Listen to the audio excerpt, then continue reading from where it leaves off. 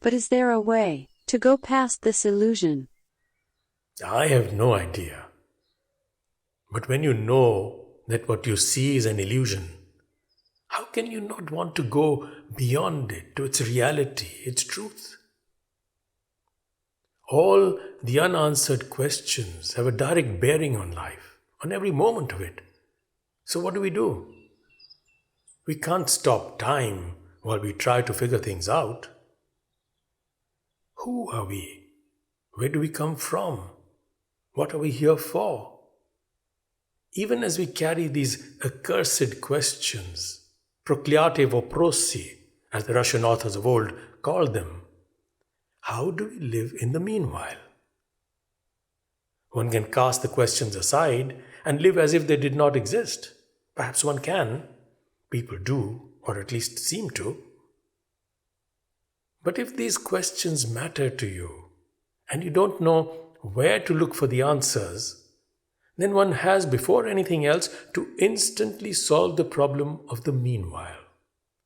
Till the time God appears or reveals the purpose of our existence, or till the time I find the answers, how do I live my life in this universe? That is the question. It is the first, most important, and unconditionally immediate issue that confronts us because one's very next action in the next moment depends on it. And mind you, by moving on without answering or addressing the question, one still does make an active decision to go on as before. Agere sequitur es. Doing follows being, or rather, to be is to act. So there's no getting away because inaction is not a possibility, even as one can keep waiting for God or for Goddo to come and provide the answer. Then you believe that God exists. Absolutely, very deeply, without any doubt whatsoever. It's hard to accept the idea that this astounding universe is a mere physical or chemical accident, as some say it is. And those who believe it to be a chance occurrence must first answer the big question at the root of metaphysics. Why is there something rather than nothing? And more importantly, where does this something, whether matter or energy or even illusion or simulation or whatever else, where does it come from? How did it come into being? Without God, it is impossible to explain the universe. Or, I should put it the other way. For me, God is another name for the explanation of the universe. If there is a watch, there is a watchmaker, they say. This is not a matter of faith. This appears to me to be only logical. You may call the watchmaker blind, you may even shut your own eyes like a child who is afraid, but that doesn't remove him from the scene. The divine may not appear, but divinity is visible everywhere. In the words of Eddington, who provided one of the earliest confirmations of Einstein's theory of general relativity, something unknown is doing we don't know what. When I say I believe God exists, I'm not proposing God is some superhuman person sitting somewhere up above.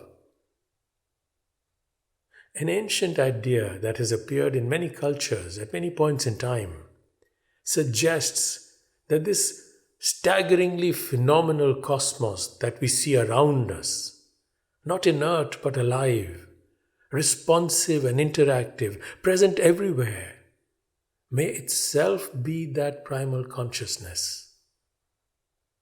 Yes, this Earth and planets and hundreds of billions of galaxies, all matter, space, time, and dimensions and aspects still unknown, out of which we are formed, experiencing sentience, and into which we merge. This wondrous creation may itself be that which we call God. Who knows? all the images that the different traditions or even science fiction present to us are only projections and representations of the attributes that we imagine the creating agency would have. We may see it as matter or energy, we may call it consciousness or creation, see it as entity or process, use a verb or noun, but there's need to make the phenomenon more relatable so as to be able to connect with, focus one's mind on, and contemplate that from which everything emanates.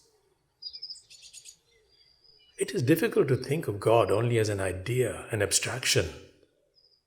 I believe the creator or creation must be a very definite actuality, actus purus, or pure actuality as the phenomenon has been called, and most certainly in its fullest form and all its facets be quite unlike anything that may be presented to me from within the bounds of my own limited imagination. So God would be the biggest possible surprise that one can think of. True, that having created or having assumed the form of this dynamic universe that seems to have strict, unbending laws, God becomes irrelevant. There's nothing more He can do for me that He hasn't done already. So actually, I have no need for Him. And there's nothing I need do for God that I wouldn't do otherwise. Yet, to kill God is to become God oneself, suggests Nietzsche. So, no universe is ever without God, really.